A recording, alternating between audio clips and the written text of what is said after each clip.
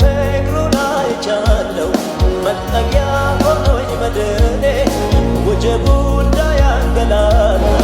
ኢየሱስ ሲቆም ከጎኔ ባወራው ቃላት ያጥረኛል ብቆጥረው የሱን ውለታ እንዲያው ላመስግነው እንጂ በጠዋት ደግሞ በማታ እሱ ነው የኔ አዲስ አባት የባልቴቶች ዳኛ የተጣለብን አይቶ ማያት ከትቢያ ሚያነሳ